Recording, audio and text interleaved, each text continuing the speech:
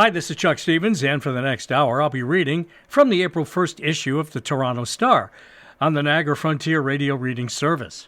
First up, historic space mission ready to launch. A Canadian aboard the rocket sending humans to the moon after over 50 years. Nancy Hansen is a mom, so she can tell when her son is lying to her. But on Tuesday, from behind a glass wall at NASA facilities here on the east coast of Florida, Jeremy Hansen, the Canadian astronaut who will launch to the moon Wednesday evening, was relaxed as ever. It put Nancy and her husband, Gary, at ease. Just seeing him today, she said, did me a world of good.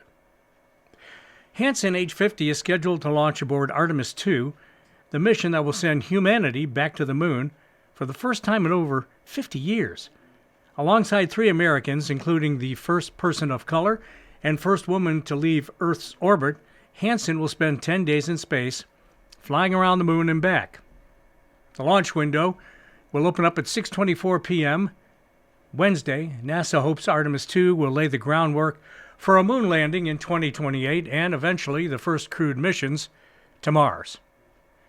But first for Hansen, a trip of 2 million kilometers, one that is expected to take the crew 8,000 kilometers past the moon, the furthest humans have ever traveled from Earth aboard Artemis II. He keeps telling Nancy and Gary it's not about him, that there are thousands of Canadians who have worked to make this moment possible, but they are the proud parents. You're right, it is about Canada and all of our achievements, Nancy told Jeremy on their visit, a phone connecting the two sides of the room and Hansen's family, his wife, son, and 2 daughters, sitting in quarantine with him, but it's also about you. Like a begrudging teenager, Nancy recalled Jeremy accepted the praise. Before they left, Gary told him, "Enjoy your voyage and come back safe." His parents and the rest of Canada's space community celebrated his flight to come at a gala Tuesday night in Cape Canaveral, the shadow of the 98-meter Artemis II rocket towering 25 kilometers to the north. This town and those around it are where more than 6 decades of space history have unfolded, where the right stuff, cowboys of Mercury, Gemini, and Apollo made history. The space shuttle program began, the Challenger accident horrified a nation, and the Hubble telescope lifted off.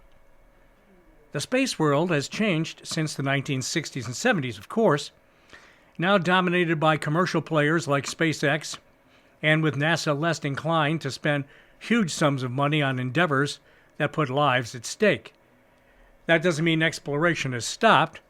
NASA has continued to send telescopes, probes, and rovers across the solar system. But with the Artemis program, NASA hopes it is signaling a new age of manned exploration. This is the stuff that fires us up, Hansen from Ingersoll, Ontario, said Sunday at a NASA news conference. To imagine being in that era of Mercury, Gemini, Apollo, when you look at the timelines of what they did, man, that's what we're capable of. Artemis II, also carrying Americans Reed Wiseman, Victor Glover, and Christina Koch, can launch anytime between 6:24 and 8:24 p.m. Wednesday. Launch may be delayed due to weather. NASA said Monday conditions were 80% favorable, with the potential for cloud cover and high winds or technical issues. If unsuccessful on Wednesday, NASA has 5 more 2-hour windows from Thursday to Monday. NASA plans to land humans on the moon in less than 2 years. The agency also recently revealed plans to build a $20 billion permanent base there and has aspirations of sending humans to Mars by the 2030s. Here on the sprawling and marshy Florida coast is where it will unfold. Tuesday's Canadian Space Agency Gala, a toast to what has already been accomplished and a tribute to what may come, was distinctly Canadian. Moosehead was the lager of choice. Former astronaut and Governor General Julie Payette was in attendance. Moon-themed Timbits were the take-home gift. Those leading Canada's space program say it's been a long time coming. That didn't just happen, said Matthew Caron, the CSA's Director of Astronauts, Life Sciences, and Space Medicine, of NASA offering Canada a seat on this mission. This was the result of decades of strategic investments in collaboration. Collaboration that will also soon see Joshua Kutrick from Fort Saskatchewan fly to the International Space Station on a long-duration mission. Kutrick has known Hansen since 2008, when they both applied to be CSA astronauts. Out of more than 5,000 candidates, they both made the final group. Hansen made the cut. Kutrick didn't. It wasn't until 2017 when the CSA accepted him to the program. Kutrick knows the work that goes into a day like this. It's just the pinnacle, he said. And it's a testament that above all the 61 countries to sign on to Artemis Accords, Canada was offered a seat on this mission, Kutrick said. I don't think that people in Canada, it was a country that would sit back. We want this opportunity, and we also want to be involved directly in leading the world. For Hansen, it's an opportunity to record a first. His immediate family has spent the past few days quarantined in a nearby hotel, where NASA has cordoned off a floor for the crew families. They've been barbecuing with Hansen and hanging out at NASA's famed astronaut beach house. Nancy and Gary, outside the quarantine bubble, are keeping it together despite the packed schedule. Tuesday was exhausting. Wednesday will be more so. They're expected at the Kennedy Space Center by 11 a.m. Gary, if we're tired, Nancy suggested, we'll go back and lay down in the car. Just a little nap before they watch their son fly to the moon.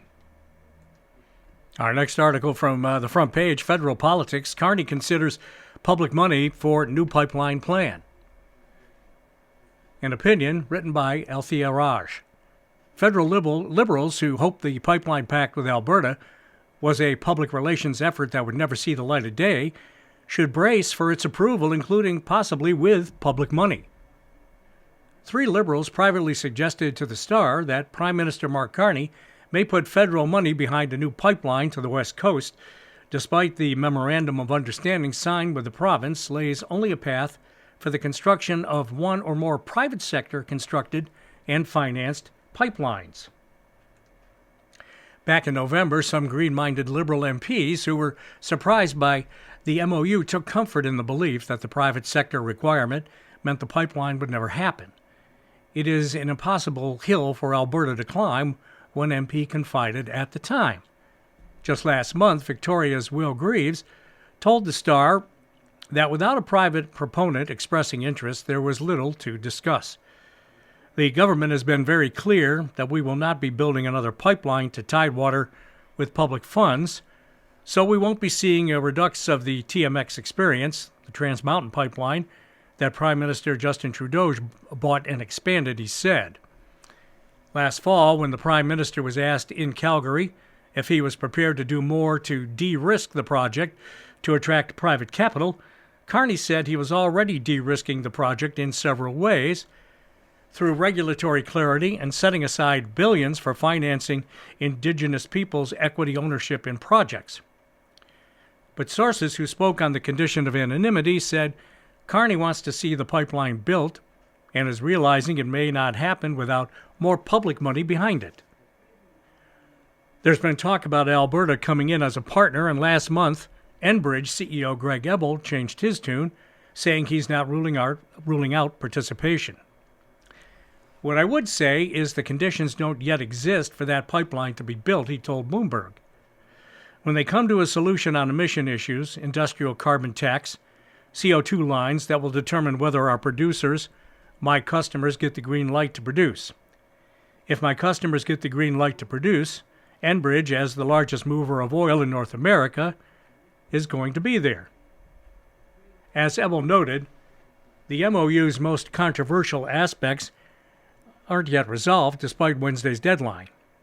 Alberta and the federal government have yet to agree to a new industrial carbon pricing regime, one that applies to the electricity sector and replaces Ottawa's clear electricity regulations.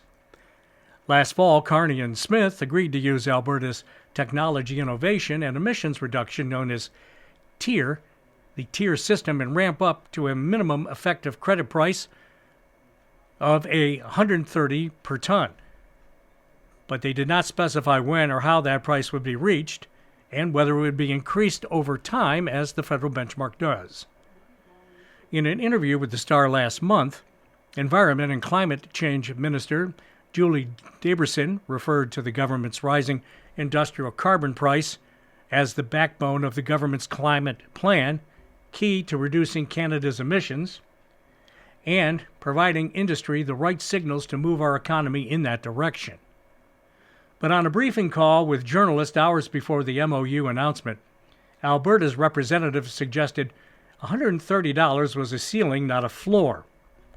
While it's higher than the province's current headline price of $95 a ton, and much higher than where credits effectively trade, between $20 and $40 a ton, it's not high enough to make projects such as the $16.5 billion Pathways Alliance carbon capture and storage network viable, without even more public funding. So far, the project has received tax credits worth 62% of its construction's costs, and the oil companies behind the massive project, a soft prerequisite for the pipeline, want more public funding. More concerning, perhaps, is that just as Alberta was agreeing to beef up their tier, Smith introduced regulations in December making credits easier to obtain, thereby lowering the value of those carbon credits.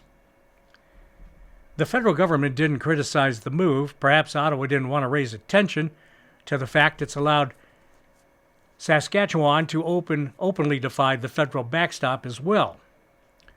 Carney also said nothing about Smith, who last week, after already announcing an agreement in principle on methane regulations with the Prime Minister, released draft regulations that are far weaker than what she'd agreed to. I don't see how it could be accepted as an equivalent, Pembina Institute's Director of Oil and Gas, Janetta McKenzie, told the Star. Other provinces, she said, will be watching very closely to see if Alberta gets away with an easier benchmark. It's one of the many questions that deserve more answers. Perhaps those green-minded Liberal MPs will ask them. An obituary now to a report from the Toronto Star. Stephen Lewis, humanitarian, politician, fought for justice, dignity. The ex-Ontario NDP leader's son, elected head of federal party days before his passing.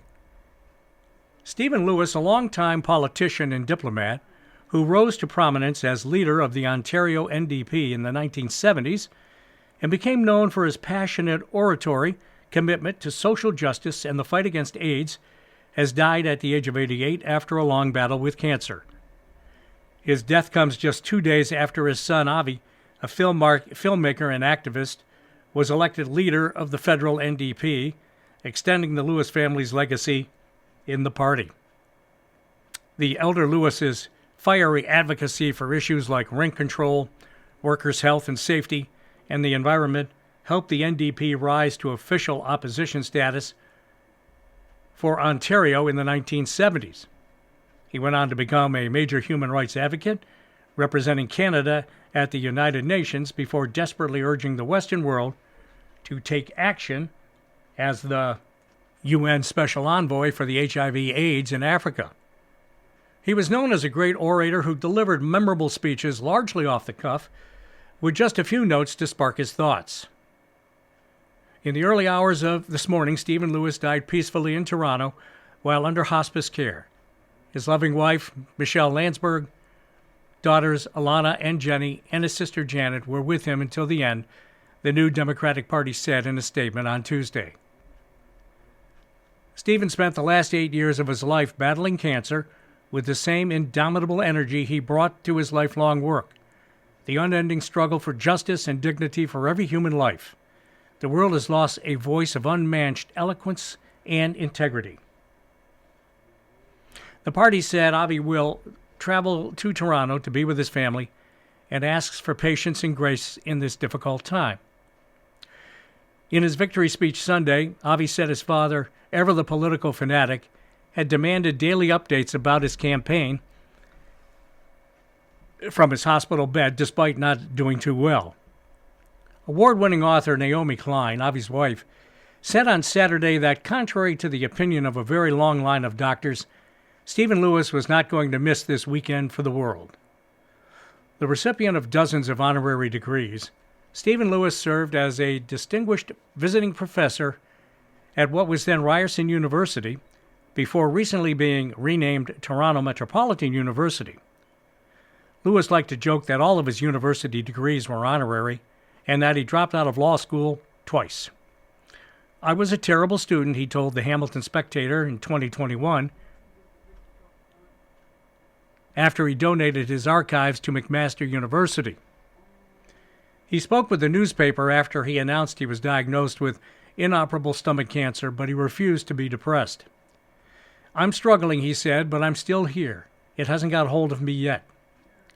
Instead, Lewis said he was thrilled his archives would sit alongside those of Hamilton's powerful unions, including CUPE and the Steelworkers. "I'm as tickled as I can be," he said. "I'm palpitating with joy." Born in Ottawa on Armistice Day, November 11th, 1937, Stephen Henry Lewis was given the Hebrew name Shalom, meaning peace. His father, David Lewis, was National Secretary of the Cooperative Commonwealth Federation, the CCF, the predecessor to the NDP. His grandfather, Moshe Lewis, was an activist in the Jewish Bund in Russia and the Jewish Labor Committee in Montreal. Lewis had 3 children with Landsberg, a longtime Star columnist. Lewis's family moved to Toronto in 1950, and he attended Oakwood Collegiate Institute and Harvard College Institute, and then the University of Toronto, where he was part of the Hart House debating committee. A high point there was when he debated John F. Kennedy, soon to be the American president. What happened next was the stuff of legend, son Avi told the Star's Mitch Potter. "It was the fall of 1957, and my dad, then a student leader, had just turned 20, he recalled. The topic was, has the United States failed in its responsibilities as a world leader? Kennedy, then a Massachusetts senator, had the role of defending America's policy. Everyone knew he was being groomed for the presidency," said Avi. "My dad was on the other side. At one point, according to legend, he went after Kennedy and summed up America's emerging nuclear policy of mutually assured destruction by singing Que Sera, Sera. It was audacious and brilliant by all accounts. And sitting in this room now, I can just hear it." At the urging of the federal NDP leader, Tommy Douglas, Lewis entered Ontario politics in 1963 at the age of 26. He was re-elected 4 times in his Scarborough West riding. In 1970, he became leader of the Ontario NDP at 33. Lewis pushed for rent control and workplace safety and urged Ontario Premier Bill Davis to create the Royal Commission on Health and Safety of Workers in Mines, which ultimately led to the creation of the Occupational Health and Safety Act in 1979. He was leader of the official opposition in 1975, but stepped down and retired from electoral politics after the party lost that status in 1977 to the Liberals.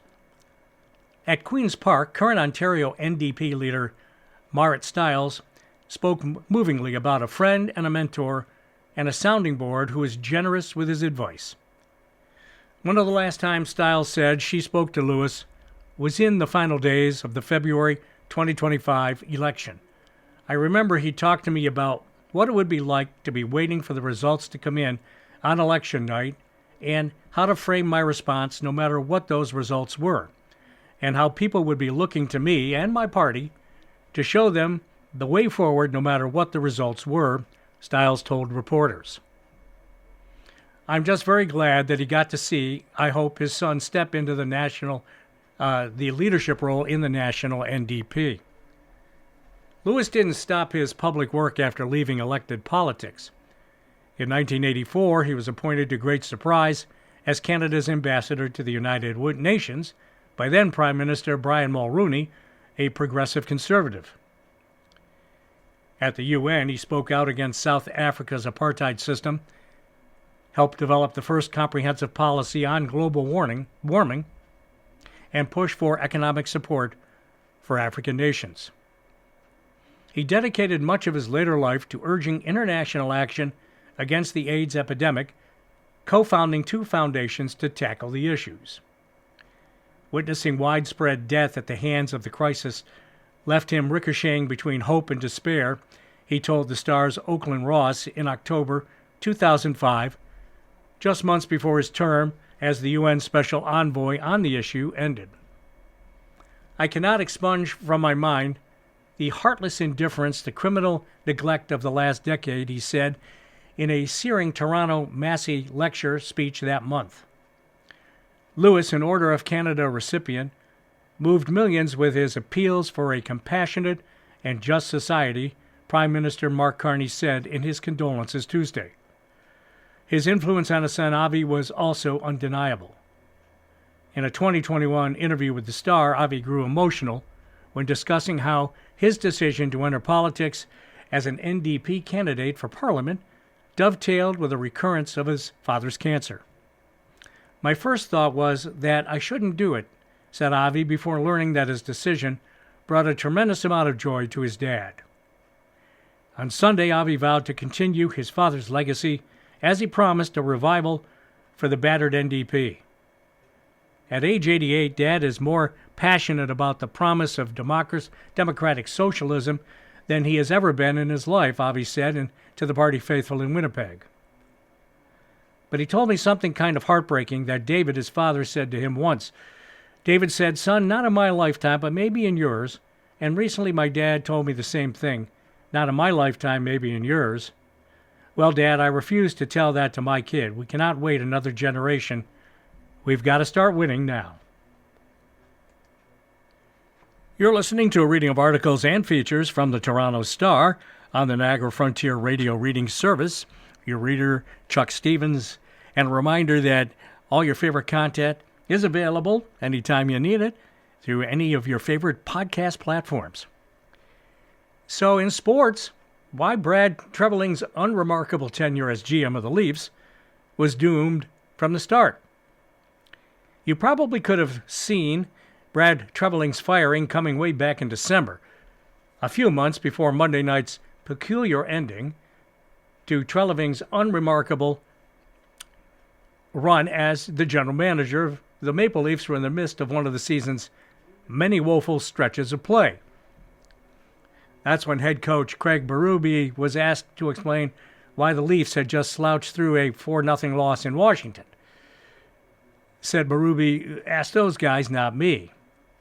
By those guys, Berube wasn't referring to his assistant coaches, although one of them, Mark Savard, would be fired a few days before Christmas. Certainly he was making it clear that he wasn't going to start blaming himself.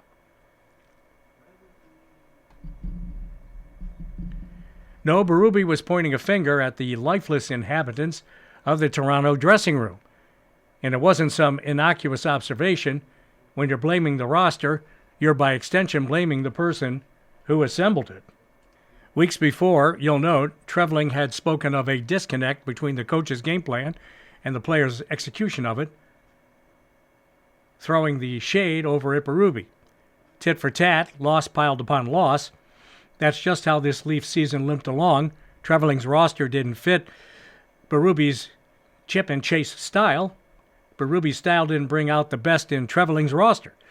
Whatever way you slice it, the status quo in Leafland simply wasn't tenable. Not with the Leafs en route to the draft lottery with no easy road back to the playoffs next season. Treliving was the first suit to be thrown overboard. Berube's job is the furthest thing from secure. What's clearer now than ever before is the Leafs need a new vision. For as much as Treveling's Leafs got bigger during his size-coveting run as GM, they also got progressively older and slower without getting meaningfully tougher or better. The fact that the Leafs had to spend Monday night in Anaheim proving their manhood told you nobody is afraid of this team. During his time in Toronto, Treliving won more press conferences than big games. His catchphrases made more impact than his off-season catches.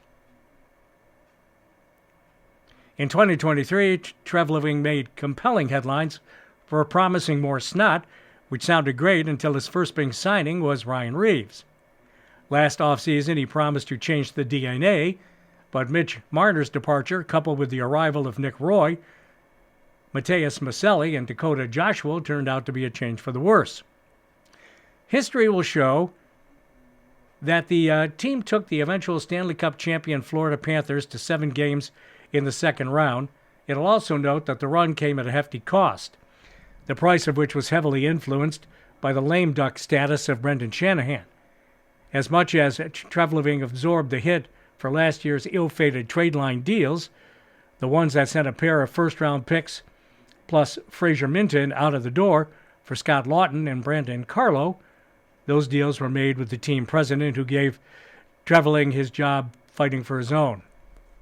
Given Shanahan's late tenure desperation coincided with the bulk of Treliving's run, you can make a case the GM's tenure was doomed from the get-go.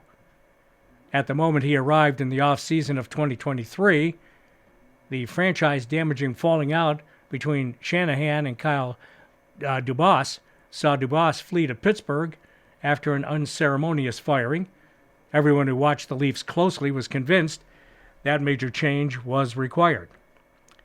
Dubas, in his final press conference, mauled a Matthew Trackley-style trade, the kind that transformed the Panthers into the force that obliterated the Leafs in 5 games in that year's second round. Only in Leafland could it be true that Treliving had been on the wrong end of the Tkachuk deal during his underwhelming 9 seasons in Calgary, or that Treliving's Flames also gifted Sam Bennett to the Panthers too. But when the Leafs were in need of a full makeover, Shanahan's post-Dubas re-embrace of the core four made it clear that Treliving would be limited to putting lipstick on the pig. Maybe Treliving couldn't have argued more forcibly for change. If he ever did, he didn't win. As it was, he too often hit the wrong notes in a market where the dissonance resonated. Go back to his first press conference, he insisted this can't be about the core four, when at the time everyone knew it was all about the core four. He aligned himself with the core four all the same, insisting my job is to protect them. Never mind that the fan base was itching for someone to push them. Most of 3 years later, a lot has changed. The core four is no more. The Leafs are even more bereft of youth and draft capital, but the itch to deliver that long-needed push has yet to be scratched, just as the new need for a new vision has never been clearer. In a related article, tanking for the top pick out of the question, MLSE boss says, the Maple Leafs are not going to tank the rest of the season to try to pick in the top 5 of the NHL draft, at least not if Keith Pelley has his way. There is zero chance that the Toronto Maple Leafs will tank, the president and CEO of Maple Leaf Sports and Entertainment said Tuesday. I don't believe in it. Ownership doesn't believe in it. We'll try to win every single game. That was one of the few concrete statements from Pelley in explaining the reason behind Monday's firing of GM Brad Treliving, digging himself out from some misconceptions and trying to set a new data-centric course for a team that got old and slow and will miss the Stanley Cup playoffs for the first time in a decade. I'm disappointed in the results we've provided to our fans, Pelley said. Today is a step to change that, get back to our winning ways, and to contend for the Stanley Cup on an annual basis. Pelley used a lot of business buzzwords, verticals, alignments, horizontals, accountability, culture creation, as he tried to say everything without really saying anything. For example, each team has certain verticals, and the Leafs' verticals weren't as horizontally integrated as they needed to be. Wow. The bafflegab continued. On one hand, he said he was not going to meddle in hockey operations or make hockey decisions. On the other, he said he was at Treliving's side at the NHL trade deadline as an observer, and that the future of coach Craig Berube would ultimately land at the feet of ownership. He praised the drafting work done by Buffalo Sabres and Montreal Canadiens that turned them into a train the Leafs failed to see coming this season. Both teams, thanks to a core of young players, are going to be strong for a long period of time. But he also doesn't see the need to rebuild the Leafs through the draft. We all know the Toronto Maple Leafs have foundational pieces in place, And if we're able to surround them with the right culture, with the right structure, and the right personnel on and off the ice, I'd say we're in for a retool, not a rebuild. So a new hockey department will be built, maybe one or two new faces with titles such as President of Hockey Operations, Director of Hockey Operations, or General Manager. Ideally, they'll be in place by the end of May, in time for the NHL Scouting Combine. And the Leafs will have largely the same lineup that failed to make playoffs this year. We have to find a way to improve that lineup, and we need to do it rapidly, said Pelly. But if one element that he communicated stood out, it was his belief in data-driven decisions and artificial intelligence, though he still wants hockey people to make calls. Former Leafs general manager Kyle Dubas popularized analytics such as expected goals percentage and puck possession time. Some hockey people pay nominal attention. It has yet to become mainstream, and only one GM, Carolina's Eric Tulsky, uses it predominantly. Eric Tulsky has a very decorated background in terms of data and has a level of intelligence that is beyond the norm, said Pelly, but he also has strong hockey people with him. Tulsky has a degree in chemistry and physics from Harvard, worked on nanotechnology, and holds 27 U.S. patents. He got his start in hockey with a blog about the Philadelphia Flyers and their possession metrics. I'm open to any management structure, said Pelly. You need people with strong hockey backgrounds that are going to make key, critical decisions. Next from the Toronto Star, top judge slams attacks by police and politicians. Ontario Justice says despite disagreements, all leaders must uphold respect for the judicial process to maintain rule of law. Ontario's top judge is warning that attacks on the justice system risk eroding the rule of law and ultimately causing society to fall into disorder at a time when courts are a frequent target of criticism from police and politicians. Leaders in all sectors of society, government, law enforcement, media, and civic institutions share a responsibility to uphold respect for the judicial process, even when they disagree with particular outcomes, Chief Justice Michael Tulloch said in a speech delivered last week at the Truscott Lecture in Justice at the University of Guelph. The erosion of the rule of law rarely happens suddenly, the Chief Justice said. It happens gradually, through repeated questioning of institutional legitimacy, through the normalization of distrust, and through the suggestion that legal outcomes are determined by politics rather than by law. Premier Doug Ford, who has long taken the view that jurists are releasing too many people on bail, recently called for those hearings to be live-streamed. Everyone is held accountable, including our judges, Ford said in March. He also echoed the calls from the Toronto Police Association that the judge who presided over the trial of Umar Zamir should apologize for concluding, based on the evidence before her, that 3 officers had colluded and lied in their testimony. An OPP report found otherwise last month, though it has been widely criticized as a whitewash. The Ontario government has also said it wants to have a role in the selection of federally appointed judges to higher courts, while Ford attracted much criticism in 2024 when 2 of his ex-staffers were placed on the selection committee for provincial court judges, and the Premier then declared he wanted to appoint like-minded judges who would hand down longer sentences. Multiple legal organizations expressed concern that the independence of the judiciary was under attack. Tulloch's remarks represent a rare public rebuke by the judicial branch, although he doesn't refer to specific incidents. He said that judicial independence is not a privilege granted to judges for their own benefit, but rather a constitutional protection for the public. It exists so that every person who appears before a court can be confident that their case will be decided according to the law and the evidence, not according to political pressure, institutional interests, or public sentiment, he said. Judges must determine whether governments have acted within their lawful authority.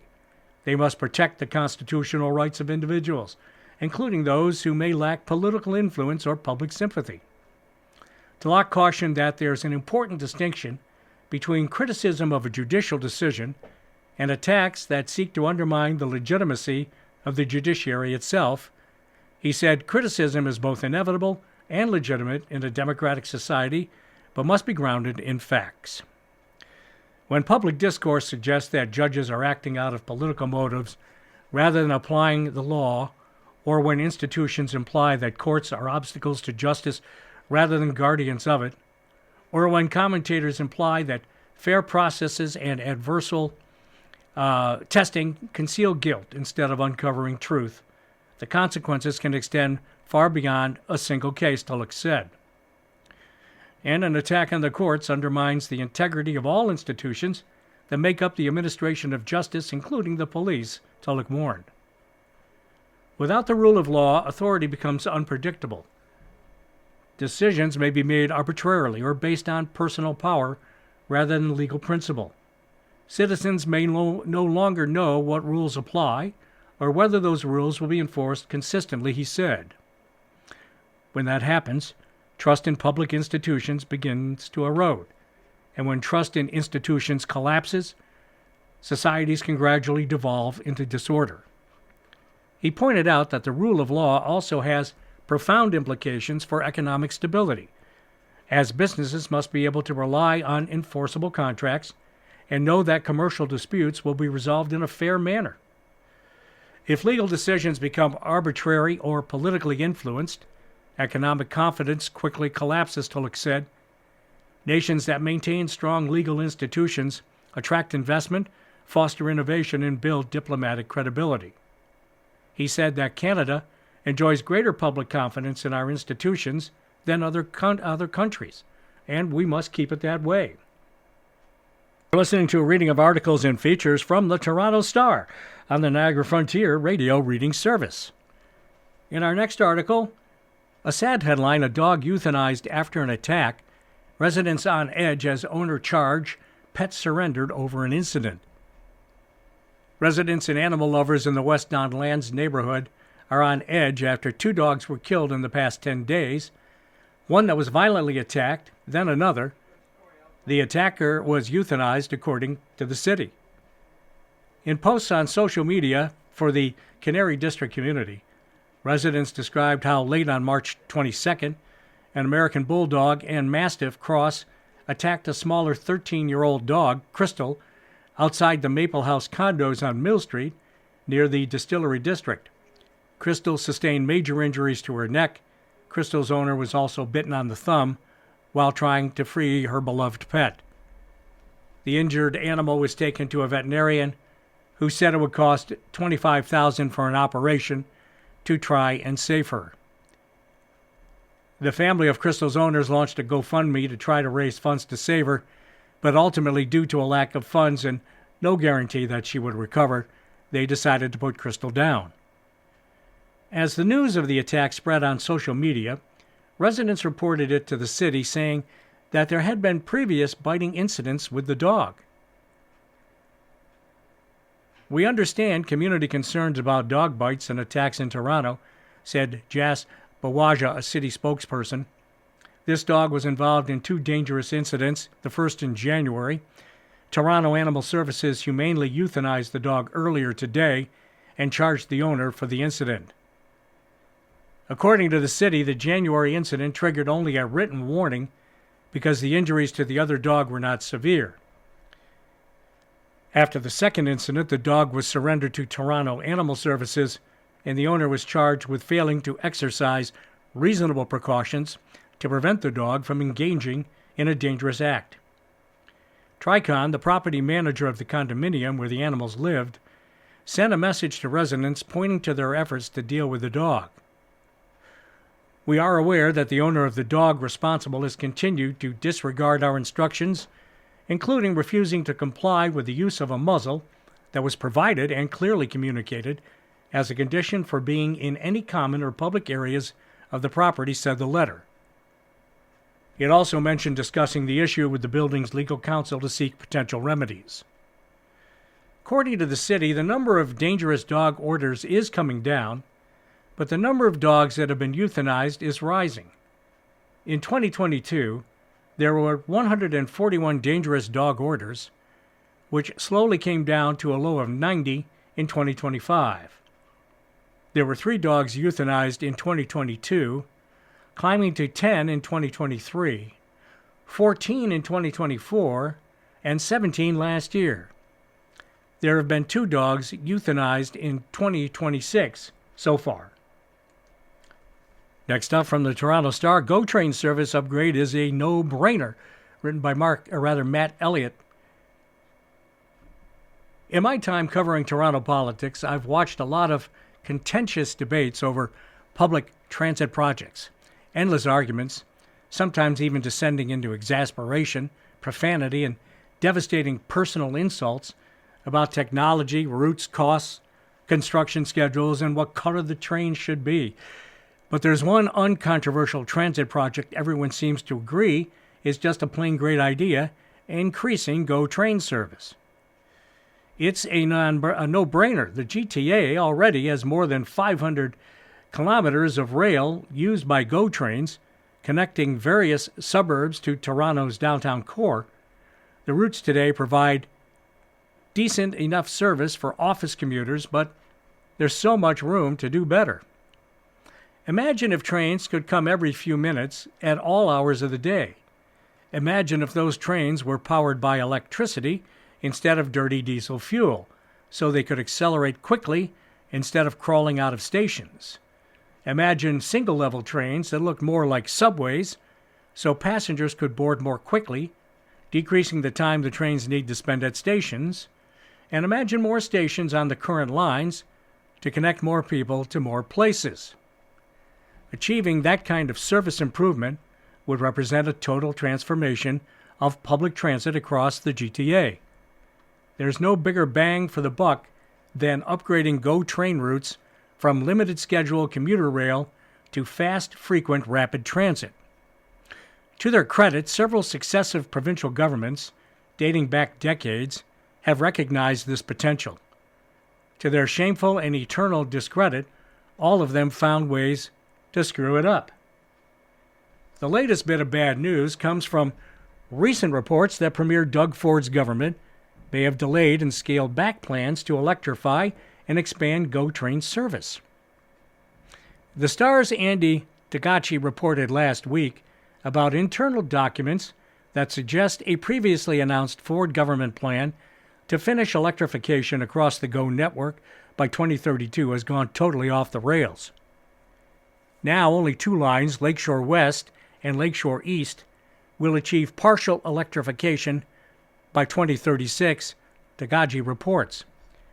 The Stoffel, Kitchener, and Barrie rail lines, which were also once promised frequent electric service, are left in limbo. Additional reporting on the change from the Trillium Jack Huane does a good, depressing job of putting the delay into context, pointing to documents suggesting the actual rollout of electric GO train service could be delayed until as late as 2042. He notes that it could be a full 60 years before the first provincial consideration of electric GO service and the delivery of any actual service. 60 years? Hell, they could maybe have a diamond jubilee for all the delays and foot dragging. We complain, justifiably, about the length of the Eglinton LRT construction, but 60 years would be the equivalent of about 4 Eglingtons.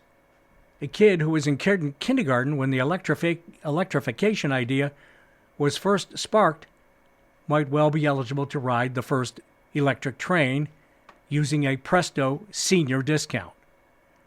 None of the provincial governments since the 1980s should avoid blame, but the latest screw-ups under Ford are particularly frustrating because the details have been sealed behind the usual Metrolinx firewall of secrecy.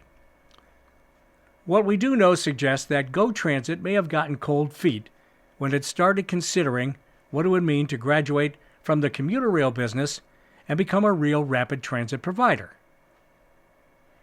In 2022, Metrolinx hired a consortium dubbed ON Express to help deliver the vision of more frequent GO train service.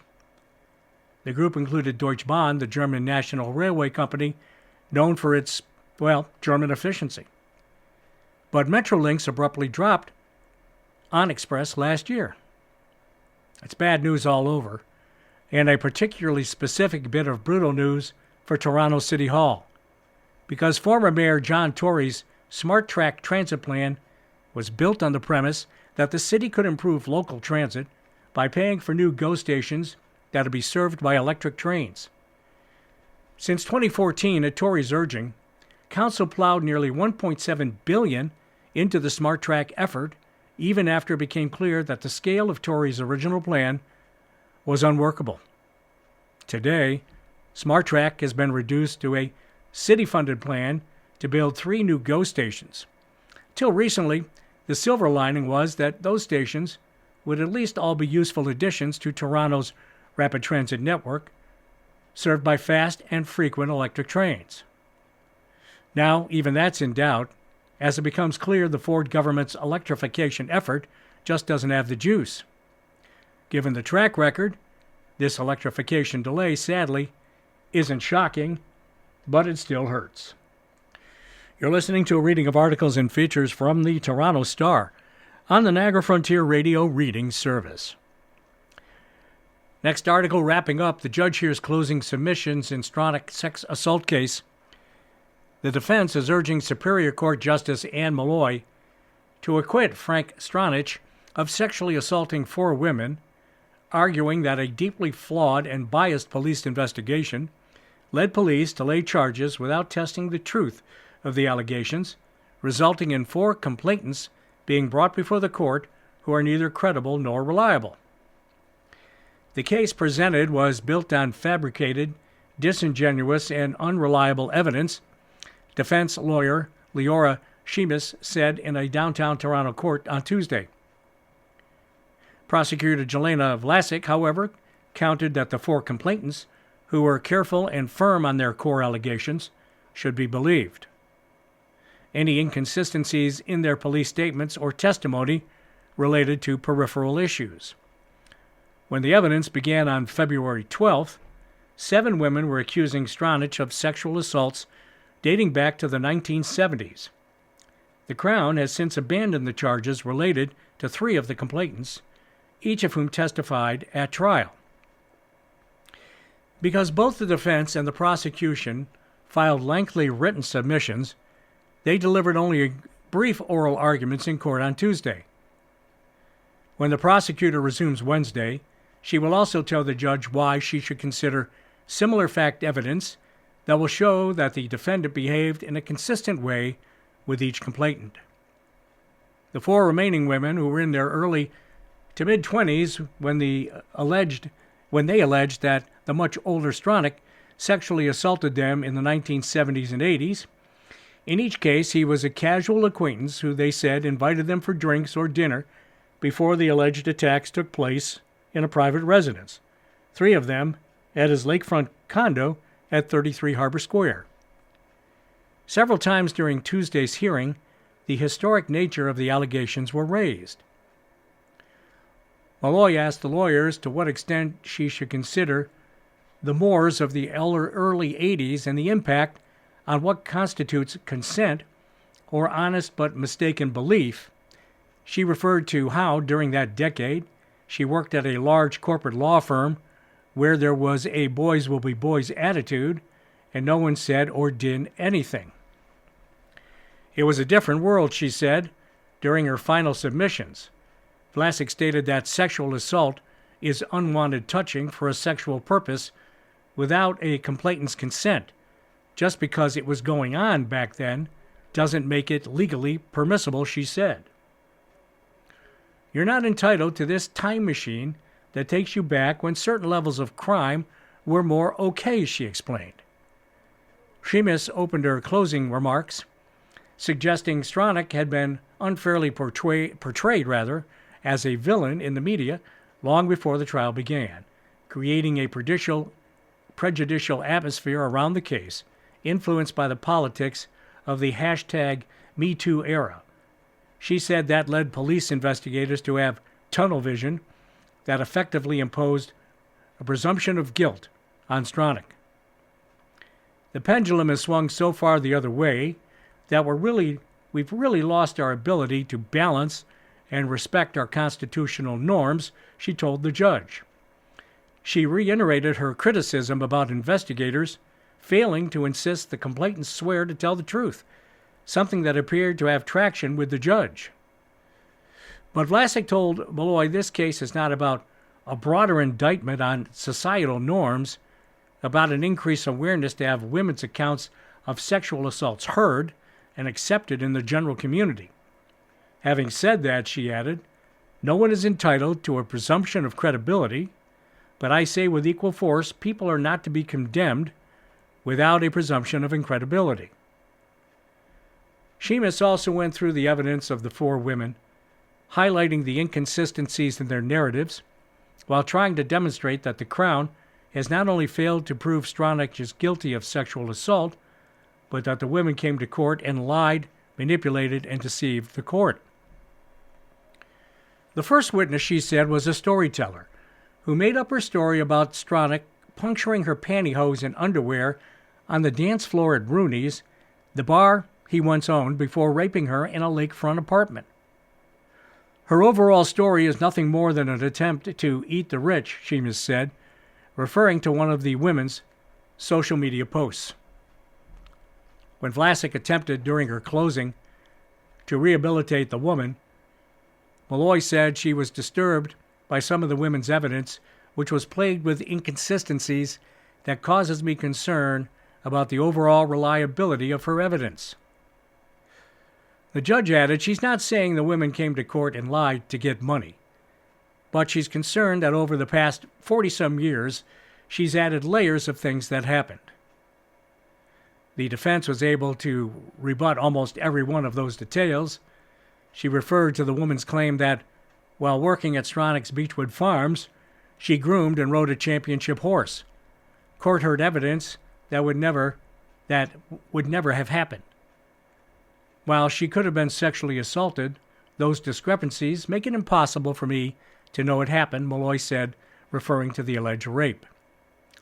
The 93-year-old defendant did not testify during the trial.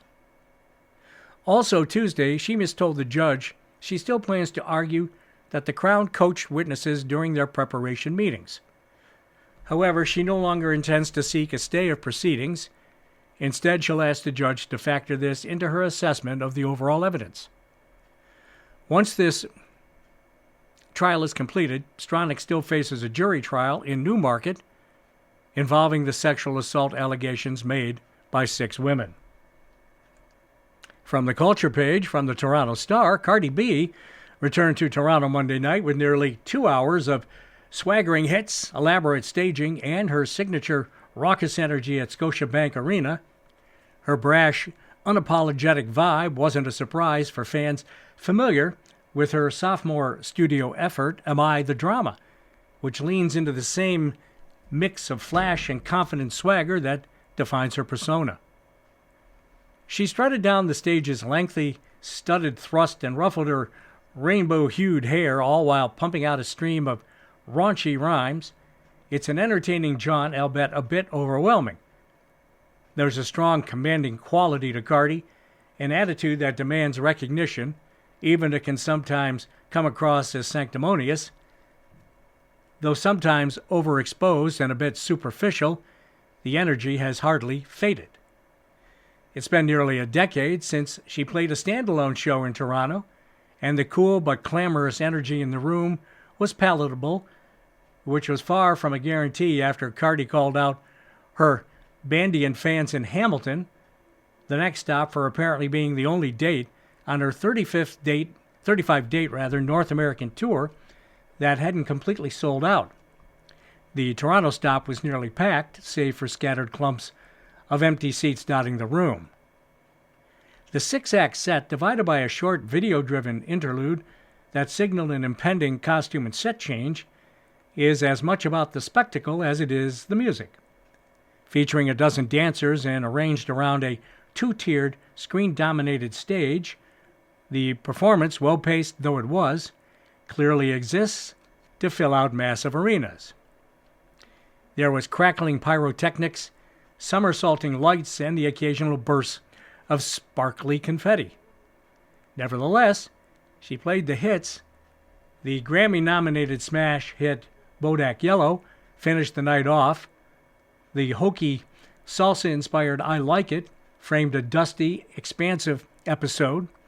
The controversial WAP made an appearance and a slew of solo by necessity versions of her collaborations, with the likes of Bruno Mars, Maroon 5, and G-Eazy were sprinkled through the set.